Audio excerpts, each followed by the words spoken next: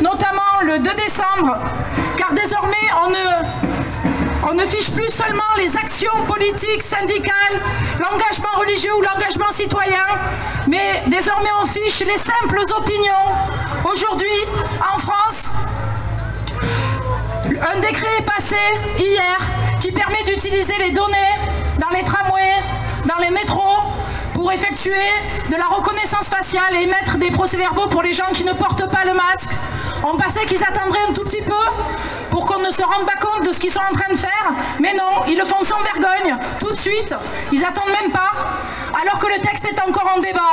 Et c'est là leur erreur, parce qu'on se mobilise depuis des semaines et ça porte ses fruits. Au Sénat, ils ont commencé à limiter l'usage de la reconnaissance faciale. Il y a des motions qui sont passées, qui ont été rejetées pour mettre en place de manière explicite la reconnaissance faciale.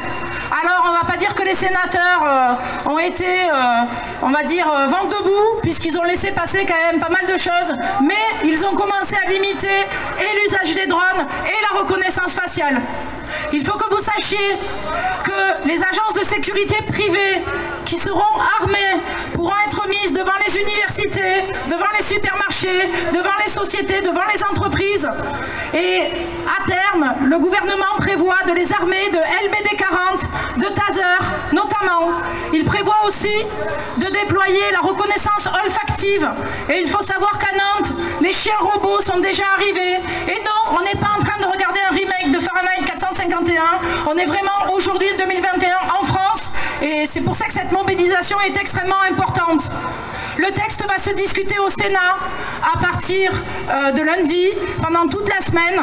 Et on peut penser que ce texte modifié par les sénateurs ne sera pas validé tel quel par la commission mixte paritaire. On est encore dans une démocratie. Lorsque le Sénat et l'Assemblée nationale ne sont pas d'accord, le texte passe en commission mixte paritaire. Et si la commission mixte paritaire ne se met pas d'accord, ça repasse à l'Assemblée nationale. Je ne vous cache pas qu'au regard du peu de réflexion de l'ensemble de nos députés sur cette loi, très peu connaissent le contenu de cette loi malheureusement. Je ne pense pas qu'on arrive à tous les rencontrer un par un pour leur dire qu'il faudrait qu'ils fassent intégralement leur mandat et qu'ils vraiment examinent l'ensemble des textes qu'ils votent. Donc malheureusement, il est possible que ce texte passe à l'Assemblée nationale. Et derrière, il va nous rester encore un recours sur lequel on travaille déjà. C'est le recours devant le Conseil constitutionnel, cette institution qui vérifie si les lois sont conformes à notre Constitution.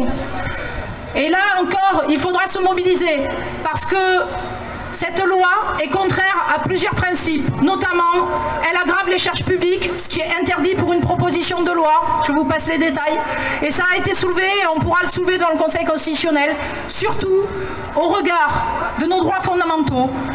Il y a peu de chances que le Conseil constitutionnel valide la surveillance totale de la population par les drones, la reconnaissance faciale, et c'est à ce moment-là qu'il faudra encore se mobiliser.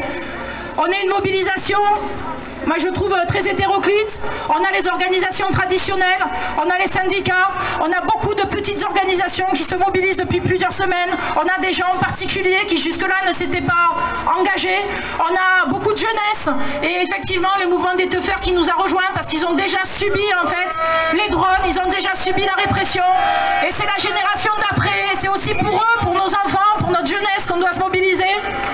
Et tout ce qui est en train de se passer dans ce mouvement, c'est des graines de résistance, parce que la reconnaissance faciale, ça va être une lutte à long terme, parce que les drones, ils vont encore essayer de nous les mettre juste après, même si on gagne cette fois-ci. Cette mobilisation, c'est un point de départ. On est quand même nombreux, et sur le parcours, je sais qu'on sera rejoints, parce que certains étaient plutôt libres à midi. On a fait des manifestations entre 1500 et 6000 personnes depuis plusieurs semaines, et on lâchera pas. Et pour cette journée, je vous passe maintenant la parole au syndicat.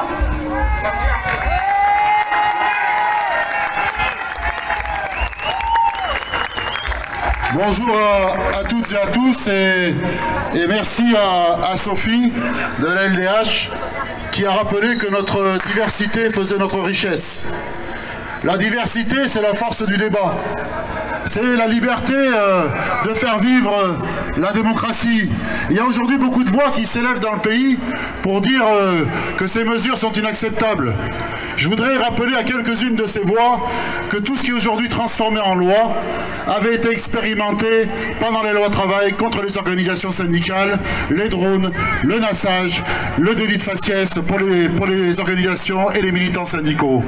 Dire et faire le lien entre ce qui se produit du point de vue de la loi sécurité globale et de ce qui se passe dans le pays en termes d'amplification et d'aggravation de la crise sociale, politique et économique. Cette semaine, nous avons appris que notre camarade Hervé Hossan, c'est un dirigeant national de la CGT qui a été poursuivi pour avoir porté des coups à des policiers lors d'un rassemblement, à part qu'il y a 15 jours, lors de son procès, des vidéos filmées par les manifestants ont fait la démonstration de deux choses. D'une part, qu'il était innocent des faits qui lui étaient reprochés. D'autre part, que les policiers avaient émis des faux témoignages pour faire condamner notre camarade. Eh bien, nous avons appris cette semaine que le ministère se faisait appel de la décision du tribunal. Il y a donc bien une volonté politique de faire taire toute contestation. Et nous sommes aujourd'hui extrêmement satisfaits de voir la démultiplication des mobilisations pour nos libertés, pour nos droits, pour plus de justice sociale, contre les mesures de ce gouvernement qui, comme la semaine dernière, avec le dossier assurance chômage, vont faire payer la crise à celles et ceux qui en sont victimes, les salariés licenciés et leurs familles. Donc oui, il a besoin de se mobiliser.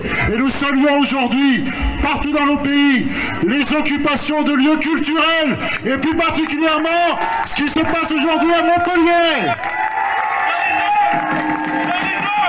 Nous saluons l'ensemble des mobilisations qui ont lieu aujourd'hui. Nous appelons à les massifier,